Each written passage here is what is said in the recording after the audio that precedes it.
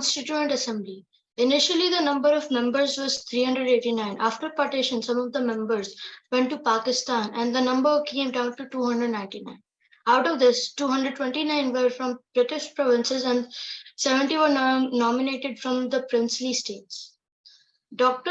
Sachin Sinha was the first temporary chairman of the Constituent Assembly. Later, Dr. Rajendra Prasad was elected as the president, and its vice president was Harendra Kumar Mukherjee. B.N. Rao was the constitutional advisor. दिया हुआ है members के ऊपर, ठीक है। देखो मैंने क्या बोला कि 1940 में अगस्त ऑफर में ये बताया गया कि हाँ हम लोग मतलब ब्रिटिशर्स ने एक्सेप्ट किया कि हम एक कॉन्स्टिट्यूशन आप लोगों को बना के देंगे, ये कॉन्स्टिट्यूशन इंडिया का बनना चाहिए। फिर 1946 में it was decided to have elections, ठीक है। इलेक्शंस होने के बाद कॉन्स्टिट्यूएंट असेंबली फाइनली बन गई, ठीक है। जब फाइनली बनी तो उसमें टोटल नंबर ऑफ मेंबर्स कितने थे? 389। अब जब ये बनी थी तो 1946 में इलेक्शन हुए थे, तब तक इंडिया का पार्टीशन नहीं हुआ था, पता है ना सबको ये वाली बात। तब तक इंडिया एक ही कंट्री थी, ठीक है, इंडिया और पाकिस्तान, ठीक है। बट ऑन 14 अगस्त 1947, ठीक है, इंडिया जो है वो डिवाइड हो गई पाकिस्तान और इंडिया के अंदर, ठीक है। तो वो जो कॉन्स्टिट्यूएंट मेंबर्स थे, ठीक है, वो दोनों कंट्री के मिलाकर थे, ठीक है। उसके बाद आफ्टर पार्टीशन इसमें कितने मेंबर्स रह गए बेटा आपके? 290, आउट ऑफ विच 299 उसमें से जो 229 थे जो कि ब्रिटिश प्रोविंसेस से थे। ब्रिटिश प्रोविंसेस कौन से थे बेटा? जो ब्रिटिश क्या कहते हैं, ब्रिटिश रूल कर रहे थे उन स्टेट्स या उन जगहों से, ठीक है। 70 were nominated from the princely state, जो छोटे छोटे राजा थे, ठीक है, उनकी थी स्टेट्स, उनको बोलते थे प्रिंसली स्टेट्स, ठीक है। उनमें जो डॉक्टर सचिनानंद सिन्हा थे, ठीक है, ये सबसे एज पर्सन थे, तो इनको फर्स्ट टेम्परेरी मतलब कुछ टाइम के लिए चेयरमैन बनाया गया कॉन्स्टिट्यूएंट असेंबली का। देन फिर लेटर आपके doctor Rajendra Prasad, very very important, that doctor Rajendra Prasad was elected as a president of the constituent assembly, and then आपका फर्स्ट इंडिपेंडेंट कंट्री के हमारे प्रेसिडेंट भी राजेंद्र प्रसाद ही थे, ठीक है। इनके जो वाइस प्रेसिडेंट थे कॉन्स्टिट्यूएंट असेंबली के वो H.C. मुखर्जी थे, Harendra Kumar Mukherjee. B.N. Rao was a constitutional advisor। बात समझ आ गई सबको यहाँ तक? किसी को कोई डाउट, कोई दिक्कत तो नहीं है सत्यम? ठीक है, नहीं है तो नेक्स्ट स्लाइड आप पढ़ लो। चलिए। Yes, ma'am. Constituent Assembly of. When did the Constituent Assembly first meet? The Assembly first met on 9 December 1946. Was there any role of the Muslim League and the formation of the Constitution of India? No, there was no role played by the Muslim League in the Constituent Assembly, as it had boycotted this meeting, sitting their demand for. Satyam wait करो एक minute. Akshat, पहली बात तो अपने video on रखो। Second thing, आप message करो बेटा जो डाउट है, ठीक है। उसके बाद में क्लास के बाद आप या तो इस टॉपिक ये स्लाइड पढ़ने के बाद बताऊंगी या कुछ भी, वीडियो ऑन रखा करो बेटा, ठीक है। Yes, ma'am. What is objective resolution concerned with the Constituent Assembly? Objective resolution enshrine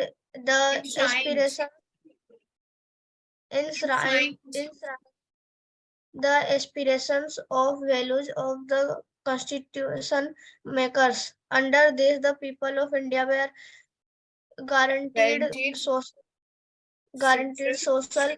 economical, and political justice, and equality, and fundamental freedoms. Pado? This resolution was unanimously adopted on 22 January 1947, and the preamble to the Constitution is based on it. ठीक है बेटा, actually assembly की first meeting कब हुई? 9 दिसंबर 1946. Very important date it is, ठीक है, question exam में पूछा जा सकता है. नेक्स्ट इज, इसमें मुस्लिम लीग का कोई रोल नहीं था, मुस्लिम लीग का इसमें कोई भी रोल नहीं था. ऑब्जेक्टिव रेजोल्यूशन जो था बेटा, ये एक्चुअली मिस्टर जवाहरलाल नेहरू ने अपना एक रेजोल्यूशन, मतलब कुछ पॉइंट्स रखे थे कि हमारा कॉन्स्टिट्यूशन किन किन चीजों को ध्यान रखकर बनना चाहिए, जिसमें आपका social justice, political justice, economic justice, fundamental rights, ठीक है बेटा. वही तो बात है ना अक्षत, आप ध्यान से सुन ही नहीं रहे हो, ये कॉन्स्टिट्यूएंट असेंबली की बात हो रही है, ठीक है, समझ आई मेरी बात. कॉन्स्टिट्यूएंट असेंबली में जो है वो है उसके वाइस प्रेसिडेंट HC मुखर्जी, ठीक है, और वाइस प्रेसिडेंट कंट्री के डॉक्टर वो थे, समझ आई मेरी बात, S राधाकृष्ण. समझ आ गया? ध्यान से सुन ही नहीं रहे, कॉन्स्टिट्यूएंट असेंबली की बात हो रही है. मैंने कहा doctor Rajendra Prasad was the president of constituent assembly, साथ के साथ वो इंडिया के फर्स्ट प्रेसिडेंट भी बने थे. बट यहाँ कॉन्स्टिट्यूएंट असेंबली के वाइस प्रेसिडेंट जो है वो HC मुखर्जी थी. ये बात सबको समझ आया कि नहीं आया? ये वाला पॉइंट ध्यान से सुन नहीं रहे हो ना क्लास में आप, ध्यान से सुनो, ठीक है, अभी समझ आ गया ना पॉइंट, ठीक है. आगे देखिए, ऑब्जेक्टिव रेजोल्यूशन जो है वो पास हुआ आपका या फिर अडॉप्ट किया गया ऑन 22 जनवरी 1946, ठीक है, जिस पर हमारा प्रियम्बल टू द कॉन्स्टिट्यूशन, जो हम नेक्स्ट टॉपिक पढ़ेंगे उसमें आपको समझ आएगा कि हमारा कॉन्स्टिट्यूशन किन किन चीजों को ध्यान में रखकर बनाया गया था. समझ आ गया?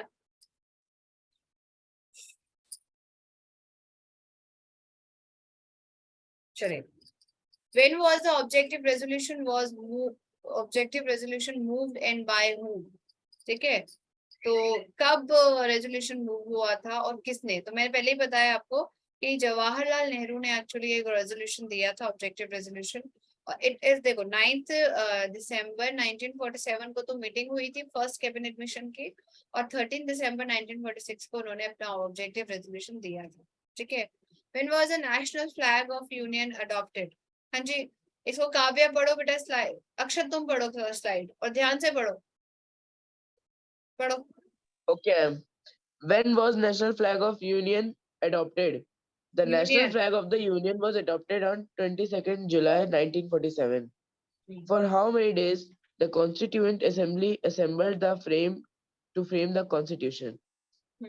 Answer. The time is taken by the Assembly to frame the Constitution is 2 years, 11 months and 17 days. Money spent in framing the Constitution is rupees 64 lakh. When was Jan Gan Man adopted as our national anthem? On 24th January 1950, Jan Gan Man was adopted as the national anthem. How many articles our final constitution has? The final document had 22 parts, 395 articles and 8 schedules. 8 schedules, ठीक है. चलिए, तो अभी हम लोग बोलते हैं when was objective resolution moved and by who, ठीक है, ये मैंने आपको बताया on 13 December 1946 Jawaharlal Nehru move the objective resolution. National flag adopt किया गया 22 जुलाई 1947, इट्स इंपॉर्टेंट डेट. कितने टाइम के लिए कॉन्स्टिट्यूएंट असेंबली को लगा कॉन्स्टिट्यूशन को बनाने के लिए? ठीक है, देखो 60 कंट्रीज के कॉन्स्टिट्यूशन को पढ़ा गया, फिर 2 years 11 months and 17 days बने. टोटल मनी जो लगी कॉन्स्टिट्यूशन बनाने में वो 64 lakhs थी. When was the Jana Gana Man was adopted as a national anthem? On 24th January 1950, ठीक है. Next, how many articles our final constitution has? तो जो कॉन्स्टिट्यूशन बन के आया तो उसमें 22 पार्ट्स थे, 395 आर्टिकल्स थे एंड 8 शेड्यूल्स थे. शेड्यूल्स अब आकर हमारे कितने हैं? 12. आर्टिकल हमारे हो चुके हैं 498 से भी ज्यादा, और पार्ट्स आपके हो चुके हैं 25 पार्ट्स, ठीक है. ये अब इतने हो चुके हैं. जब ये बना था इनिशियली तो हमारे पास इतने क्या था? 22 पार्ट्स थे, 395 आर्टिकल्स थे, 8 शेड्यूल्स थे. अब कितने हो गए? 12 शेड्यूल्स हो गए, 498 आर्टिकल्स हो चुके हैं and it is now 25 parts. समझ गए? ये नोट कर सकते हो आप कि अभी करंट कितना है, करंट भी पूछा जा सकता है, ठीक है. काव्य नोट कर लिया बेटा? Rishabh and Om Singh Rajput video on करो. हाँ जी, आप पढ़ोगे बेटा काव्य, आप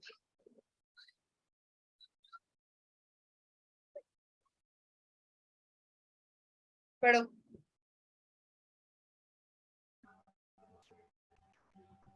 पढ़ो काव्य। Ma'am, पढ़ो। what was the total number of season Constituent Assembly had? The Assembly had met for 11 sessions. When was the draft of the Indian Constitution published? The draft was published in January 1948, and the country's people were asked for their feedback and input within 8 months. What is the date of the last season? The last session was held during 26 November 1949. The Constitution was passed and adopted by the Assembly on 26 November 1949. When did the Constitution of India come into force? The Constitution came into force on 26 January 1950, which is celebrated as Republic Day. Total meeting कितनी हुई थी? 11 meetings हुई थी total. First meeting 9 दिसंबर को हुई थी, ठीक है। Next, when was the draft of constitution published? It is published in January 1948 and the country's people were asked for their feedback, ठीक है। फीडबैक मांगा गया within 8 months के अंदर, ठीक है। उसके बाद the last session was held on 14 to 26 November 1949। 26 नवंबर 1949 को कॉन्स्टिट्यूशन बनकर तैयार हो गया, पर अडॉप्ट इसको 1950 में, मतलब एक्चुअली रिपब्लिक डे उसको बनाया गया। उसका रीजन मैं आपको बता चुकी हूँ, एक बार और बता दूंगी। But Constitution came into the force on 26 January 1950, which is celebrated as Republic Day। समझ आ गया मेरी बात सबको? ठीक है, समझ आया है? सारी डेट्स इंपॉर्टेंट है, ठीक है। अब हुआ क्या था, बात सुनिएगा मेरी बात ध्यान से, कि on the 26th of November 1949 को कॉन्स्टिट्यूशन अडॉप्ट किया गया, मतलब कॉन्स्टिट्यूशन उस दिन बन गया था, ठीक है। पर हमने इसको 26 of January 1950 में ही फोर्स में लेकर आए। हम चाहते तो हमें कॉन्स्टिट्यूशन की उस वक्त बहुत ज्यादा जरूरत थी, तो हमने ये 2 months क्यों लगाए बेटा इस चीज पर, ठीक है। इसके पीछे का कारण है बेटा 1930 26 जनवरी, ठीक है, जो कि 1929 में एक असेंबली हुई थी कांग्रेस की, जिसमें Jawaharlal Nehru was the president. उन्होंने क्या कहते हैं एक डेट निकाली थी, दैट इज 26 जनवरी 1930, कि we will get the complete independence by 26 जनवरी 1930, ठीक है। पर हमें इंडिपेंडेंस मिला 1947 में, पर इस डेट को इम्पोर्टेंस देने के लिए उन्होंने 26 जनवरी 1950 को republic day as a choose किया, जिसमें हमने कॉन्स्टिट्यूशन अपना फोर्स में लेके आया। देखने के लिए और लेटेस्ट एग्जाम अपडेट्स जानने के लिए डाउनलोड करें कैरियर डिफेंस स्कूल का एंड्रॉयड ऐप।